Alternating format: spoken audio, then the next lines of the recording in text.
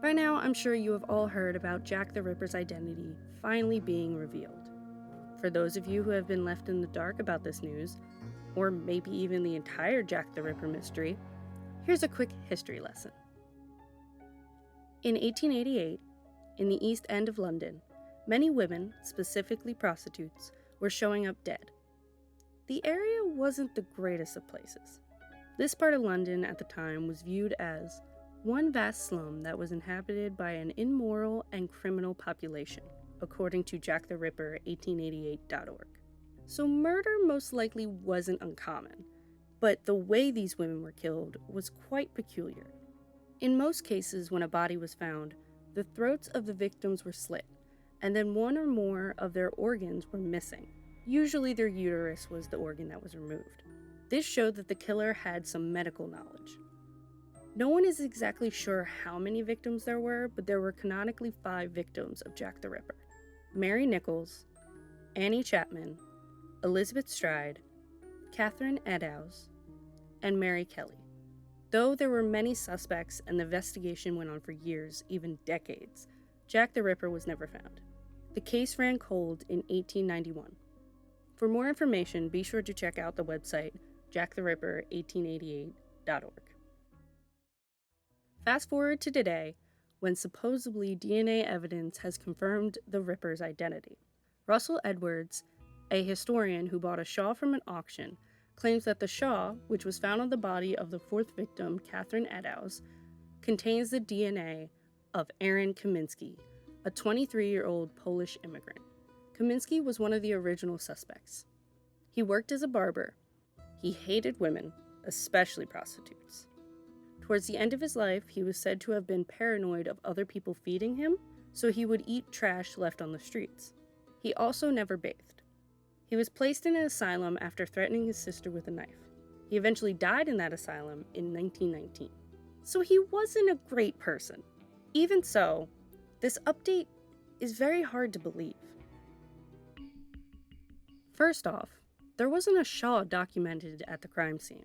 According to the descendants of Officer Amos Simpson, the story goes that he was the first officer on site and decided to take the shawl as a gift for his wife. Don't know why his wife would want a blood-stained shawl, but each their own, I guess. What also doesn't add up with this story is the fact that Officer Simpson was a metropolitan police officer with no jurisdiction in the city and was stationed at Chestnut, which is 25 miles away from where the Shaw and crime scene was. So he shouldn't have been there to begin with. One of the officer's descendants sold the Shaw at an auction in 2007.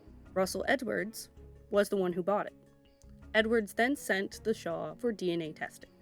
What doesn't make sense to me is that, now I'm no expert, but I would think that the DNA would have degraded over all of those years.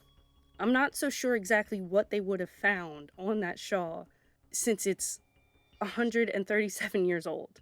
A forensic DNA interpretation expert, Jarrett Ambo, also asked, what about all the other people that touched this item in the 137 years between the date of the murder and the date it was tested? The information just isn't there in the science to be able to show exactly when the DNA was deposited and by whom. This piece of fabric was locked away in 1888, whether it was by that cop's wife or by the actual police station. They locked it away. Then supposedly, at some point, it was presented at different museums. And then it was sold at an auction in 2007. Then somehow they found a 100% match to Aaron Kosminski in 2025? Something's just not adding up for me here. According to Ambo, when they did test the Shaw, they tested the mitochondrial DNA, not the nuclear DNA, which would be able to give you general things to identify a person, but not as specific as nuclear DNA would have. So unfortunately, this would not be enough to definitively identify Jack the Ripper. And this was originally where I was going to stop the video. However, I decided to look more into this Russell Edwards guy. On top of the questionable DNA, we seem to also be listening to a very questionable source. While researching, I found that Edwards and his team are not the most reliable when it comes to the truth. According to Medium.com, Edwards was caught in a lie before in 2022 when he and his team claimed to have found the remains of the missing 12-year-old Keith Bennett. Long story short, Edwards claimed to have found the skull of Keith with a full set of teeth, a small piece of blue and white striped material, and potential samples of body tissue.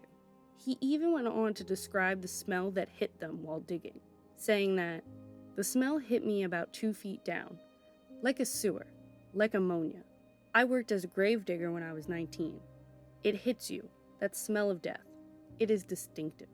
Later, Keith's surviving younger brother, Alan Bennett, debunks this by stating that the smell was most likely methane since there are pockets of it across the land that they were digging.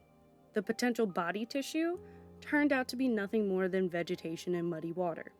After Edwards made all this fuss in the press about their potential findings, the Greater Manchester Police issued a statement saying that no identifiable human remains have been found. The worst part is that there is no evidence that Edwards and his team ever admitted to their mistake or even apologized to the Bennett family.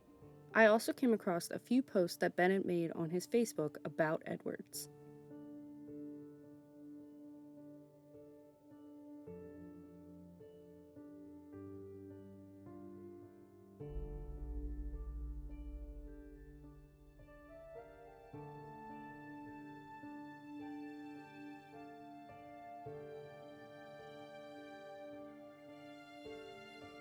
Now, obviously, I don't know either of these men personally or what exactly transpired between them, so I can't be sure if either of them are in the right or the wrong.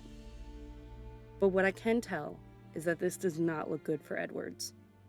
Everyone is asking whether or not Aaron Kosminski is Jack the Ripper, but I think we should really be asking whether or not Russell Edwards is reliable.